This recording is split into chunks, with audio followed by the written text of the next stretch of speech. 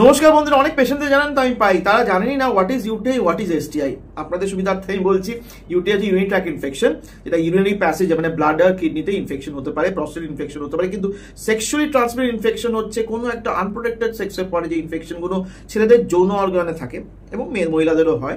সুতরাং এই দুটো কিন্তু টোটালি ডিফারেন্ট ট্রিটমেন্ট প্রোটোকল। এটা যদি না বুঝতে পারি তো ট্রিটমেন্টটাই ডিলেড হয়ে যাবে। জানেন তো, এসটিআই কিন্তু আমাদের শরীরে অনেক সময় থেকেই যায়, আমরা জানতেই পারি না। যদি আমাদের কোনো এক্সপোজার হিস্ট্রি থাকে বা মনে হয় আমাদের হতে চলেছে, তাহলে আপনি নিশ্চয়ই ডাক্তারের কাছে যান, তাহলে কিন্তু পরবর্তীকালে অনেক কমপ্লিকেশনস রোকা যায়। যেমন urethral stricture, very common in young main.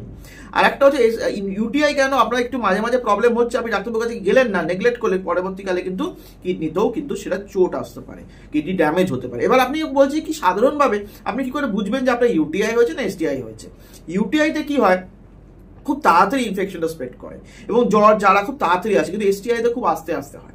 আপনি বুঝতেই পারবেন না আপনার একটা ইনফেকশন আছে। হয়তো আপনি বছর 3 পরে আপনার মূত্রনালীতে কোনো একটা বাধা জন্য আপনার ইউরিনের প্যাসেজটা কমে গেল, বা প্রস্টেটের জায়গায় হয়তো গরম গরম ভাব, একটা অন্ডকোষে ব্যথা নিয়ে আপনি প্রেজেন্ট করলেন অনেক দিন পরে।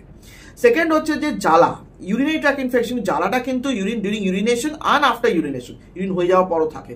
কিন্তু এসটিআইতে কিন্তু ইউরিনেশনের সময় পেনটা এবং লঙ্কা বাটার মতো জ্বালা হয়।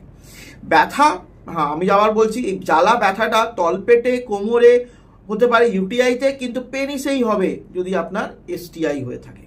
এবং গন্ধ বা যদি ইউরিনের যে ইউটিআই সময় যে গন্ধটা হয়, একদম মানে বলতে পারে ইউরিনারি খুব পাঞ্জেন্ট অর্ডার, অ্যামোনিয়াকাল অর্ডার।